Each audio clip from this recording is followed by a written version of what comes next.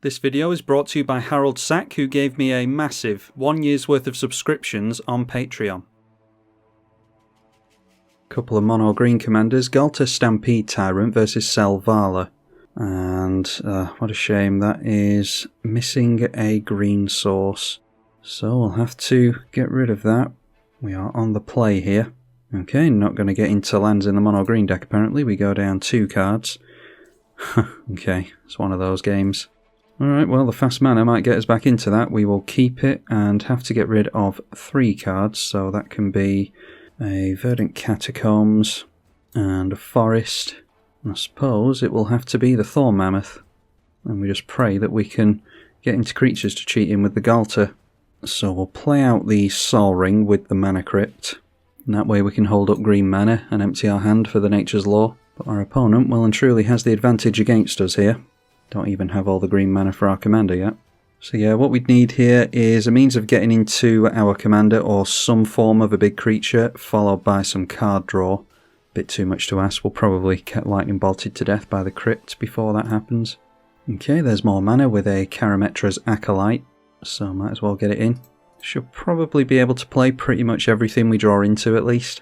Doesn't look like there's any artifact removal for our opponent, thankfully. Alright, and there is a Jeweled Lotus, so yeah, looks like we're getting into all the fast mana and we're getting down our Ghalta. A few hits from this will be commander damage, so yeah, hope for not seeing a beast within from our opponent. And obviously this is a heavy creature deck, but didn't manage to get into a decent opening hand, so Ghalta not cheating any creatures in. We'll swing in for 1 on the Karametra, not that I think it's going to be relevant. We did just add a bunch of devotion to green though by getting our commander in, but it's really the commander damage that we're concerned with. We likely switched off the Selvala as well. Not going to be giving our opponent any card draw there. Ramps with the Kodama's Reach, so he's going to have to do something about Ghalta during his next turn. And just a land for us, so we will turn in sideways. 1 more hit on our opponent and he's done. We'll drag a land out of the bin just in case that makes the slightest difference at all. Okay, and an Acidic Slime doesn't do it. We can swing into that because our commander does have Trample. So while that slows our mana down, it's not enough, thankfully. Plus, like I said, we've got all that devotion into the Acolyte anyway. Song of the Dryads gets the Acidic Slime out of the way, which is funny, so let's just do that here. And we'll deal the full 24 points of commander damage to our opponent. But decides not to take it. Yeah, obviously nowhere near the way that this Ghalta deck is supposed to run, so we'll try again. Alright, up against Selvala again. Not sure if this is the same player or not, but we've got fast mana yet again. Plenty of it in the deck because we've got an expensive commander. So we will keep this hand. Actually do need to get into some ramp or at least a few land drops because getting the Goreclaw down is going to be relevant. Alright, Skura Tribuilder is nice, so we can deal with any fast mana our opponent gets into by going for the Reclamation Sage. Still want to see another land though. But we've got time to play the Lightning Greaves if needs be. I actually built this deck for multiplayer and the curve's pretty heavy because of that. I just converted it into 1v1 very quickly, added Jeweled Lotus that I wouldn't typically play in multiplayer. Put stuff like Grim Monolith in the deck as well that's not in the multiplayer variant, but it might be the curve's still a bit too high, might need to add some more ramp and means of getting into lands for the 1v1 version. Alright, there's a Worldly Tutor. Let's get down the Greaves. And do we have to go for ramp with the Worldly Tutor? Yeah, it's probably worth doing. There's no guarantee we'll get into a forest. Alright, our opponent getting down a Scoot Swarm, so we're about to get overrun by that. Not something that we can deal with very easily in mono green. So let's see about Topiary Stomper bringing in a land for us. Obviously draw into that, so for 3 mana thanks to the Sakura Tribuilder we can continue to use our creature based ramp, and we don't control enough lands to swing in with it or block, but we'll protect it anyway. If we manage to make a land next turn we can actually just straight up get our Ghalta into play, and if the Selvala comes down here we'll even draw a card when we do it. Alright, a Groin Rites of Itlamok is very nice with the Scoot Swarm. That is a ticking time bomb. We can blow it up with the Reclamation Sage though. Okay, not getting into a land, it's a Battle Mammoth. Something to cheat in with the commander at least, so yeah, we'll go for the Goreclaw a turn later than we'd like. And definitely protect that. And not going to risk losing it. Our opponent might have a buff spell that he wants to play onto one of the Scoot Swarms to get rid of the Goreclaw, so all we're going to do is go Jeweled Lotus into the Ghalta next turn. A 5th land being played into the Scoot Swarm. I think this needs to see 6 lands, yeah. So if they get another land in here, they'll start making copies of the Scoot Swarm. And then they do get into a creature for the Growing Rites of Itlimoc to flip as well. And yeah, there's the Selvala. So we'll draw a card off the Selvala and switch off their card draw at least, but they're going to have a hell of a lot of mana now. So a bit more of a fair game against our opponent compared to the last one.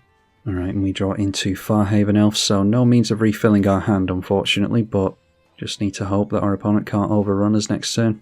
Alright, so Ghalta's on the stack first, Selvala will draw us and hopefully get us into a relevant creature. Okay, and it's just a forest, so get down Farhaven Elf. The Archetype of Endurance will give our stuff hexproof. Battle Mammoth is a bit of a nombo with the archetype, but it's all dissuading our opponent from targeting us. Alright, so Reclamation Sage can only target the archetype. It is a May ability, so we don't have to say yes to that. Selvala sees the biggest creature on the board as Ghalta, so not going to allow us to draw anything. Say no to the Reclamation Sage. And then Lightning Greaves onto the Ghalta. And I think we start swinging in for a bunch of commander damage. Our opponent decides to take the hit. And I don't think there's any harm in us just holding onto a land here. Don't suppose there's any cards our opponent will play around, but we'll make him think. Alright, Scoot Swarm begins to make copies of Scoot Swarm. 6 mana off the Gaia's Cradle into Boundless Realms for a heap of basics. 2 cards left in hand. And obviously all the basics will trigger the Scoot Swarms as well, so only 2 on the battlefield at the moment, thankfully. We'll just have to hope that Scoot Swarm doesn't break Magic Online as it tends to. Alright, I think our opponent's got 16 Scoot Swarms here. That is a Kodama of the East Tree, so we'll be able to cheat things in here, 1 card in hand, and we'll be able to make a bunch of mana with Selvala thanks to that, although I don't think he's struggling on mana, it's card draw that he needs, same as us. Speaking of which, there is a Sylvan Library. Yeah, I think we just have to dedicate a bunch of big creatures to the red zone so that we can get trample with the Goreclaw. This thing still can't attack, we need another land, which would have been the argument for playing a land previously, I suppose. But yeah, let's turn in sideways here, hold back the 2 dorks, see how much damage we can do. +1/+1 on our big creatures and trample on all of them. We need to do our damnedest to try and outrace the Scoot Swarm army, obviously. Looks like our opponent's ganging up on the Ghalta, which isn't the worst thing for us. We get rid of more Scoot Swarms and gives us the opportunity to replay Ghalta. Okay, throwing the Kodama of the East Tree in the way as well. So we get rid of 12 Scoot Swarms here, which I think is better than getting rid of the Kodama, because they've only got 1 card in hand, so yeah, I'll leave it like that. And we managed to knock our opponent down to 9, so yeah, hopefully they don't get a land drop next turn and we can still get them with the trample, because they've decided to leave the Goreclaw in play, which I think is a mistake. And definitely get down the Sylvan Library. And I think, like I said, protecting the Goreclaw is fine. Our opponent shouldn't be able to do anything thanks to the Archetype of Endurance anyway, but better safe than sorry. So time to see if our opponent has an overrun effect. Stepping down a bunch of mana into something might be a Genesis Wave. It looks like it's an X spell. No, it is a Genesis Hydra, which is much worse than a Genesis Wave. Might get them into something relevant though. They only need 1 card. Revealing a bunch here, including a Nyxbloom Ancient, Finale of Devastation they can't do anything with off the top. Circle of Dreams Druid, Mana Reflection. Alright, and it's obviously the Nyxbloom Ancient that they go for, so that triggers the Kodama of the East Tree, see if they can cheat anything in here. The Genesis Hydra is a 13/13, so they've got some decent toughness to block with now. Managing to get a land off the Kodama of the East Tree, which triggers the Scoot Swarms a bunch more. And each Scoot Swarm coming in will trigger the Kodama, so yeah, they'll be able to get something small in off that, but deciding not to, so yeah, not sure what they've got in hand, but they'll definitely be able to cast it if they want to, thanks to the triple mana. Decide against turning in sideways with anything, and we've got 3 chances to draw into something relevant here. One of them is a land.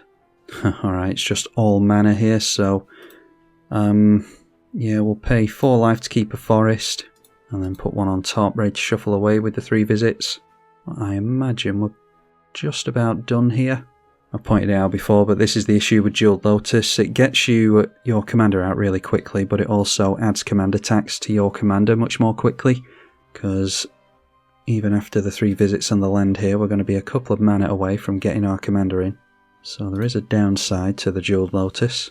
So not the wisest move to swing everything in here. We just need to just play the forest and the 3 visits here.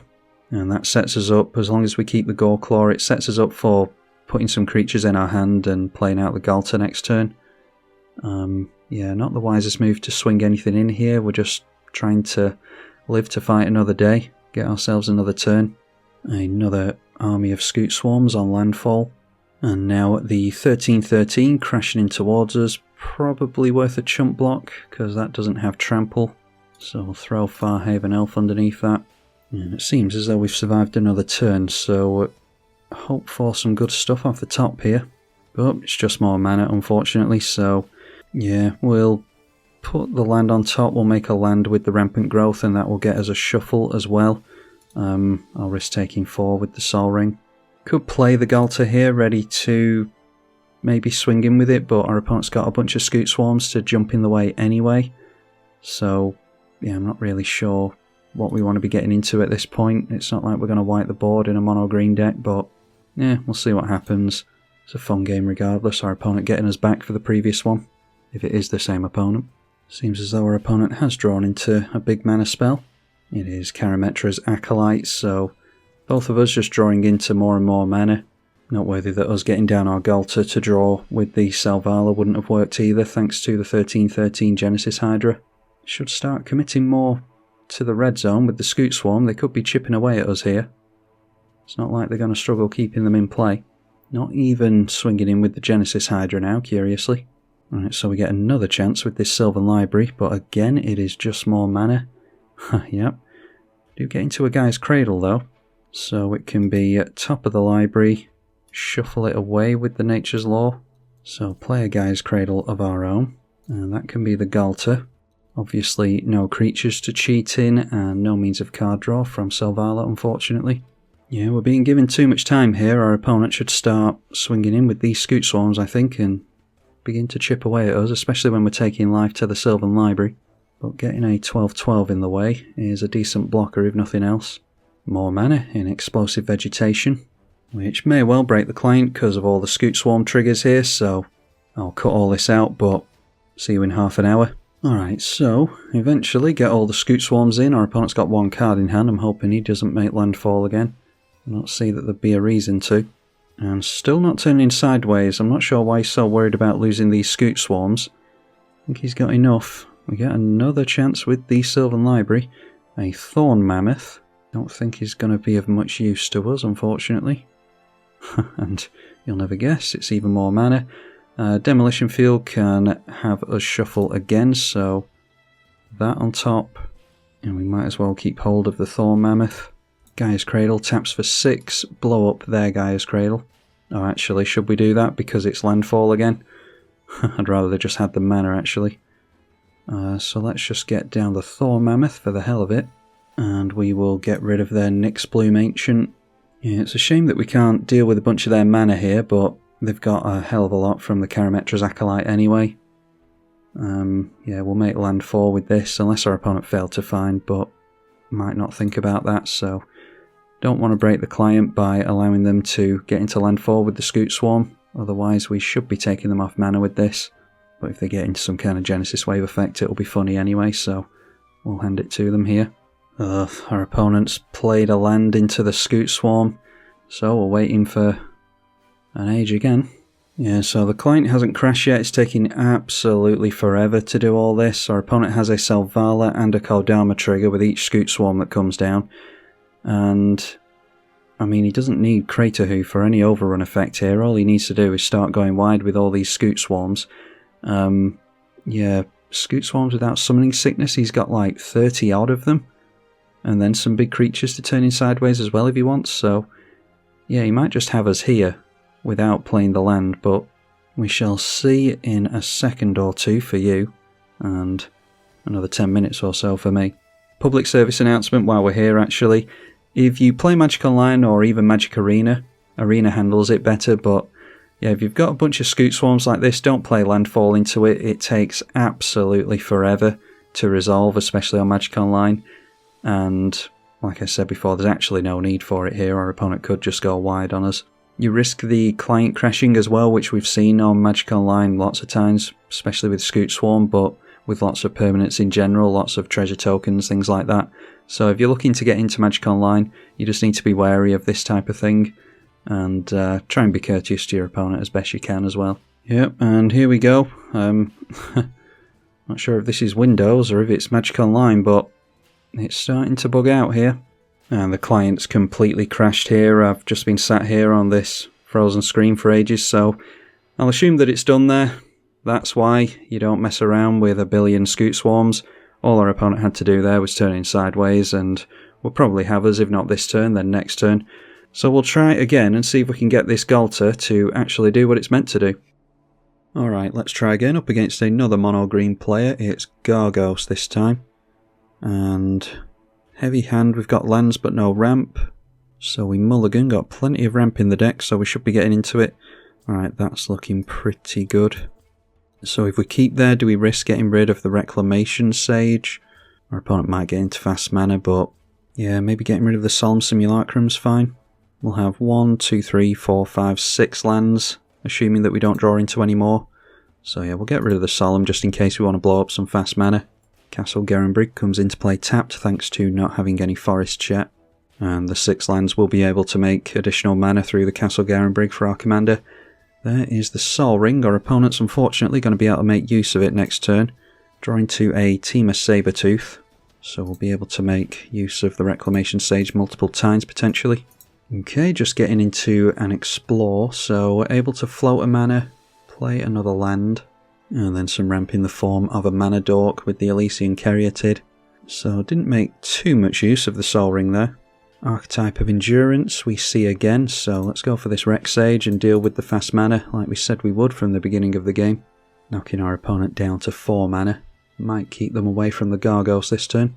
Now a Drum Hunter will add an additional mana and draw them a card when they cast their commander with it. We get into a Cavern of Souls, not going to be too much use against a mono green player. So we'll keep that land a secret and play the basic that we get from the Cultivate. And I'll offer up the trade with the Reclamation Sage, although our opponent's not likely to take it. Marwyn the Nurturer into play now, and looks as though our opponent might be going for an elf into that. And that is a Priest of Titania. Only control 2 elves at the moment, but the Marwyn will tap for a couple of mana as well.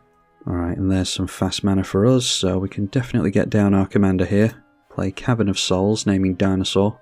Play out the Mana Crypt, and we'll make some mana with the Castle Garenbrig.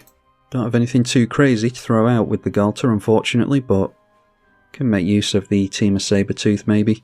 And we do now have hexproof on all of our stuff, ready for not being fought to death by the Gargos.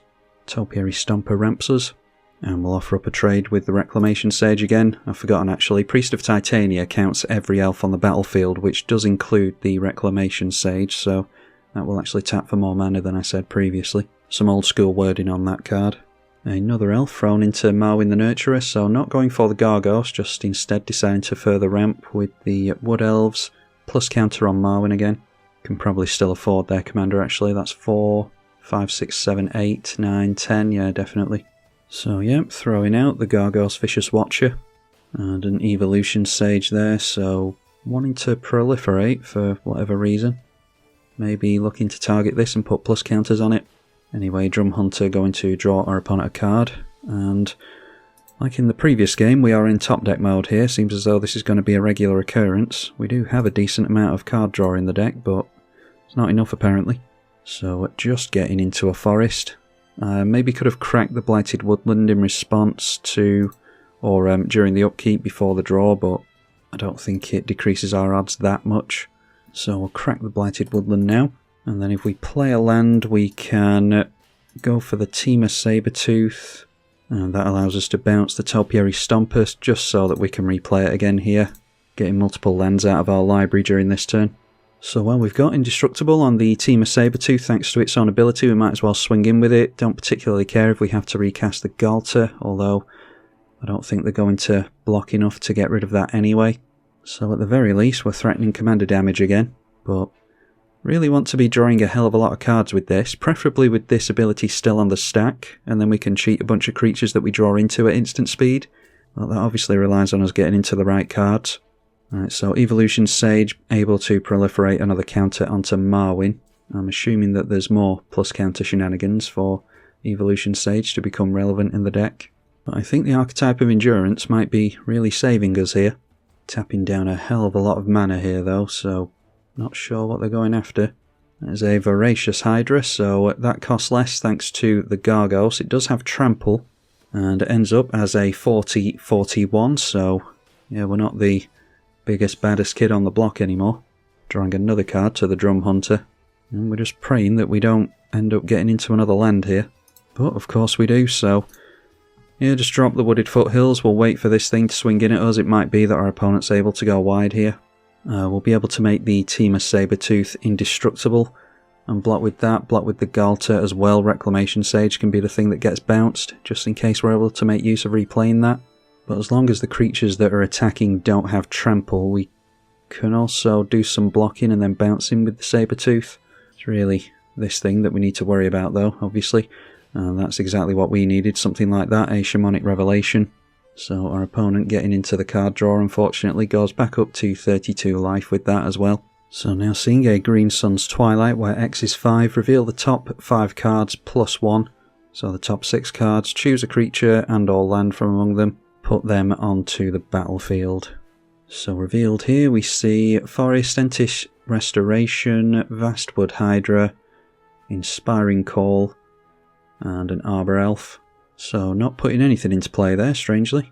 Okay, they just chose not to put it into play, so took the Vastwood Hydra and played it where X is 10.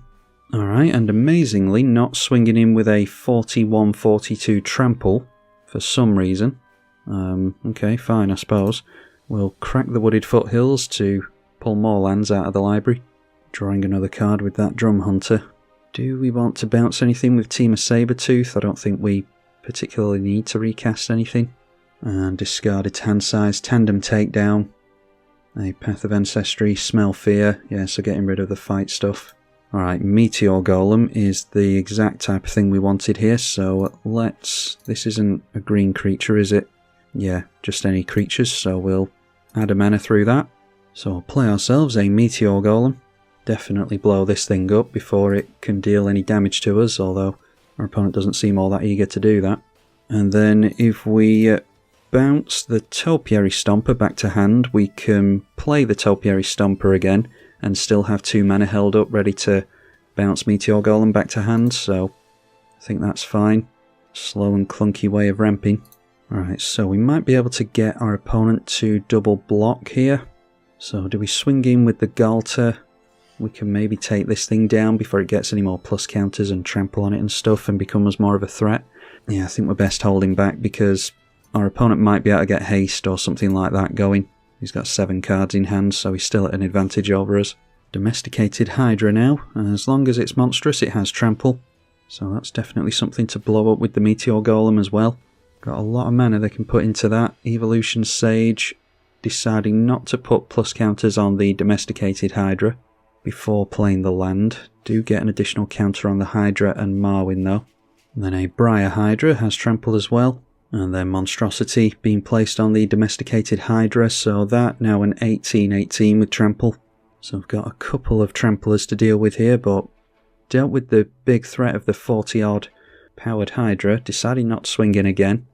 We would have just gone for the chump block and bounced the Meteor Golem, assuming that it wasn't a trampler coming in. So bounce Meteor Golem back to hand, Drum Hunter drawing more cards. Alright, a Thorn Mammoth is a means of blowing up, has to be Priest of Titania I imagine. Maybe we just have to yeah, well we want to go for the Meteor Golem first anyway. So that can go for the Domesticated Hydra. And then we don't have the mana to bounce and replay Meteor Golem, we need 1 more mana to do that. So we will go for the Thorn Mammoth here. and get rid of the Priest of Titania, I think. Does mean that we can't bounce anything during this next turn cycle, but I'm hoping that won't be relevant. Argument to be made for us going after the Drum Hunter, because that has the ability to draw cards as it has done for most of the game here, but we can go for that next turn because we're inevitably going to recast the Meteor Golem. A Gaia Sage now for more plus counter stuff. Ronus's Monument, another means of trample enabling. Curious that he didn't play Ronus's Monument then the Gaia Sage. He could have given this trample, although he might not have wanted to swing in anyway. Another Mana Dork in Gwenna, so definitely seeing all the plus counter stuff here for the Evolution Sage. Marwyn the Nurturer, now a 10/10 after landfall. And then that was a Return to Nature. They blew up with that our Mana Crypt. I think they also got down search your library for a basic, put it into hand, proliferate. Yeah, so just putting more plus counters on stuff. Here we see the Vastwood Hydra. We're just going to have to chump, I think. Although Reclamation Sage going after Ronus's Monument might be relevant. So yeah, let's throw the Topiary Stomper underneath this while it doesn't have trample. Alright, Kodama's Reach. I think we're going to have to give that a miss. So we'll bounce the Meteor Golem again, which should have been destroyed previously. Actually going to go for the Kodama's Reach here so that we can make up the mana for the Mana Crypt. We'll still have enough for the Meteor Golem here. And once again, it might help fix our draws a little bit. Alright, so Thorn Mammoth, let's go after the Drum Hunter. Much as I want to go after mana, we best get rid of their means of drawing cards here. And I'll blow up this thing while it's a big creature as well, just because there's a risk of it gaining trample with Ronus's Monument. Plus counters going on to something else, so we're just going to have to take a big hit from something potentially next turn. Don't have the risk of Lightning Bolt damage anymore at least, and we can soak up some damage with the Ghalta and recast that at some point. Doesn't seem as though it's all that relevant just sat there, other than being a big dumb blocker. Alright, so dumping all the plus counters on the Drum Hunter. So Thorn Mammoth at risk here, we're just going to have to bounce it with the Temur Sabertooth. Turns out this is a Temur Sabertooth game as opposed to a Ghalta game, unfortunately. Still not at a point where we can do multiple Meteor Golems, unfortunately. Another Hydra, Wildwood Scourge this time. Whenever one or more plus counters are put on a non-Hydra, put a plus counter on the Scourge. And X is 18 on that, evolving the Gaia Sage. Alright, the Drum Hunter deciding to swing in, so there's a chance that they could buff it, but I think it's worth double blocking with Ghalta and the Reclamation Sage. Next turn we'll be able to bounce the Meteor Golem and get both the creatures back in with the Ghalta if we recast that, so we'll risk this. And looks like they do have something for us here. That is a Poison Blade. Target creature gains Death Touch until the end of the turn and you draw a card.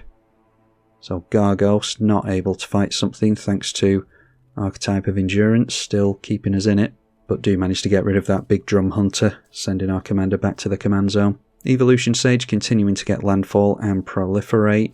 So this thing is now a 22/22. Don't have the Reclamation Sage to rely on anymore for getting rid of the Ronus's Monument, although a Terastodon will do a nice job. So do we start taking out our own lands with that? Let's play the Ghalta. So do we start taking out our own lands with that? Bring the Meteor Golem back to hand. Ghalta enters play and we actually get to make use of the ability here. So Thorn Mammoth, Terastodon, Meteor Golem. And we get 3 Thorn Mammoth triggers. So yeah, we want to see the back of the Evolution Sage, the Gwenna, and this Mana Dork's probably fine. And it triggers 3 times because it's seen 2 other creatures enter alongside it. Alright, and that's enough to have our opponent scoop it up. The Terastodon was just going to go after the Ronus's Monument. We can't blow up creatures with that. And I think I might have gone after maybe a couple of my lands, but other than that, I've been kicked out into the lobby now, so I can't see what cards we were going to draw. But yeah, that was a real Temur Sabertooth game, and not the way that the deck was designed to operate. I was hoping that we'd actually get into some card draw during these games, but heaven forbid. So I'll play it again. If any of you are interested in seeing more Ghalta gameplay, then let me know in the comments section. Big thank you to the patrons for their support of the channel as ever. I'm tribalkai. Thank you for watching.